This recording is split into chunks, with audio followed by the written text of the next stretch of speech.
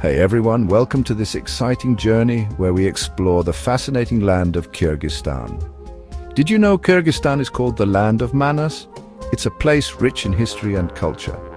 Manas was a super brave warrior who brought 40 tribes together. His legend is a cornerstone of Kyrgyz identity. The story of Manas is like a really important story that makes Kyrgyz people who they are. It's celebrated in songs, poems, and festivals. Even the flag shows this story. The symbols on the flag are deeply meaningful. It has a yellow sun and a red yurt like the homes they used, with 40 rays of light all around. Each element tells a part of their story. Imagine a land with super tall mountains called the Tian Shan. These peaks are among the highest in the world. They have deep valleys and fields of green grass. The landscape is incredibly diverse and beautiful. These mountains made the Kyrgyz people strong because many of them moved around with their animals for hundreds of years. This nomadic lifestyle shaped their resilience. They learned to be tough and never give up. Their spirit is reflected in their daily lives and traditions. Their connection to the mountains is a big part of who they are. Nature and tradition go hand in hand here. This land is full of history. From ancient artifacts to historical landmarks, every corner has a story to tell. A long time ago, the Scythians, who were amazing horseback riders, roamed these vast lands. They were not just skilled in riding, but also in archery and combat, making them formidable warriors of their time. They left behind big mounds of earth called kurgans, which are like secret time capsules from their lives. These kurgans hold treasures and artifacts that tell us stories about their daily lives, beliefs, and customs. Later, Turkic tribes came, and they were really powerful. They spread their language and how they did things, influencing the culture and traditions of the region. Significantly, Kyrgyz people are from these Turkic tribes. They have preserved many of the ancient traditions and customs which are still visible in their way of life today. Then something really cool happened. The Silk Road, a path where people traded stuff like silk, spices, and glass, went right through Kyrgyzstan. This brought a lot of different cultures and goods to the region. Towns popped up along the way, and places like Tashrabat became rest stops. These caravanserais were essential for traders to rest and replenish their supplies. Burana Tower, a tall, skinny tower, is still there today. It stands as a reminder of the region's rich history and architectural ingenuity. Then, Genghis Khan and his Mongol armies came, and things changed a lot. Some cities were destroyed, but other places did well under Mongol rule. The Mongols brought new administrative practices and trade opportunities. It was a time of big changes, with the region constantly evolving and adapting to new influences and rulers. In the 1800s, Russia, a big and powerful country, started to take over more land, including Kyrgyzstan. Sometimes it was peaceful, sometimes there was fighting.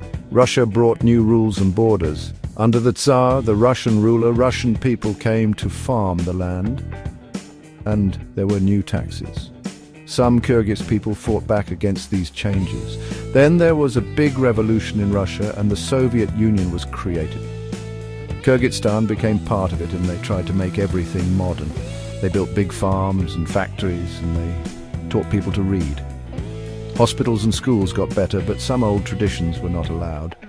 Speaking Russian became really important, and the government controlled almost everything. In 1991, the Soviet Union fell apart and Kyrgyzstan became a free country. This marked the beginning of a new chapter in the nation's history, filled with both challenges and opportunities. The first few years were tough. The country faced economic hardships, and people had to adapt to a new way of life. They had to make new rules and figure out how to run their own country. This involved drafting new laws and establishing a government that could lead the nation forward. It was like learning to ride a bike for the first time. Everyone had to learn new skills and adapt to the changing environment. Things changed a lot, and it was hard. The country underwent significant transformations, with new buildings and infrastructure projects reshaping the urban landscape. There were also changes in how the government worked. Reforms were introduced to create a more efficient and transparent system. They wanted to be a democracy where people have a say. Citizens began to participate more actively in the political process, voting and engaging in democratic activities. The Tulip Revolution in 2005 was a really important time when people stood up for more freedom.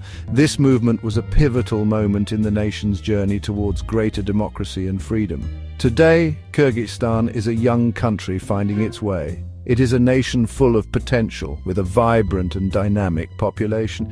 It has lots of young people with big dreams, and they're working on things like making the economy better and having a stable government. These young entrepreneurs and innovators are driving the country forward. Lots of people visit because it's so beautiful and it has a really interesting culture. The stunning landscapes and rich cultural heritage attract tourists from all over the world. The story of Kyrgyzstan is still being written. With each passing day, the nation continues to evolve, and its future holds endless possibilities. The Kyrgyz people still remember their nomadic past, and the yurt, a round tent made of felt, is an important symbol. They are also super friendly and welcoming. Guests are treated like royalty with lots of food, tea and stories. Kyrgyzstan is a gorgeous country with amazing places like Ala-Archa National Park and Issyk-Kul Lake. People still tell the story of Manas today. Special storytellers called Manashi remember the whole story and tell it out loud. It's a story about being brave and working together. So how will these old ways and the love for the land shape Kyrgyzstan's future? That's a question for the future.